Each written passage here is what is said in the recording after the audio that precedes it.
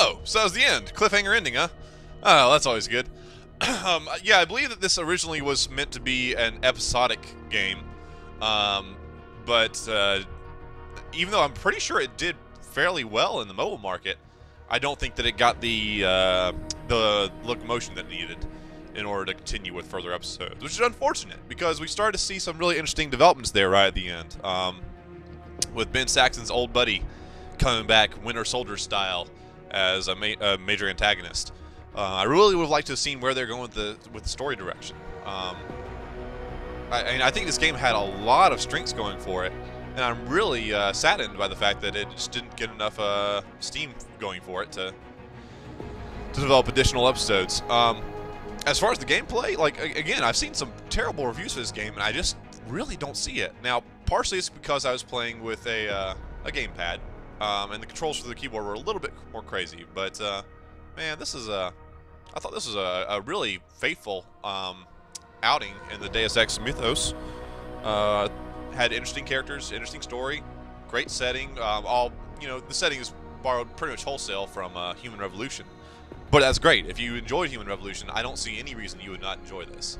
It is a short game, but I believe it only costs $10 on Steam. I feel like I got $10 of entertainment out of that. If nothing else, but for the ability to taste people in the bathroom, I quite enjoyed this game, and I would definitely recommend it. It's not going to, I don't think it's going to please die-hard FPS fans that are looking for something on the level of, Call of Duty or even a big-budget, single-player title. Or stealth game fans or RPG fans, people that just, only play the creme de la creme. It's not going to reach that level for you guys.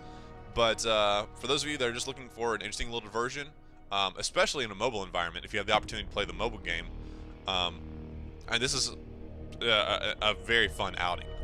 Definitely well worth the time, I think.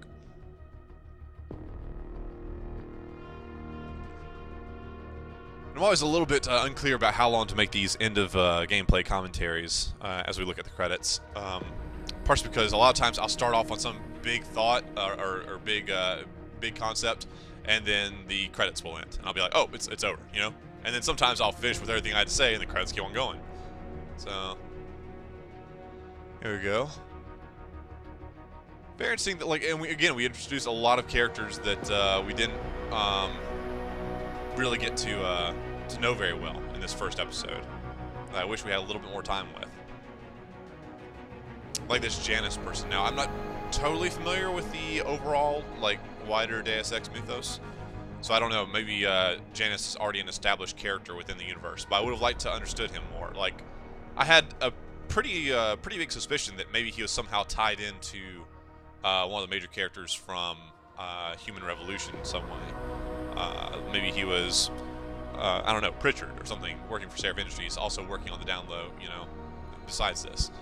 But, yeah, I found it to be a very entertaining title. I love the setting, love the storyline, and I wish we could see more.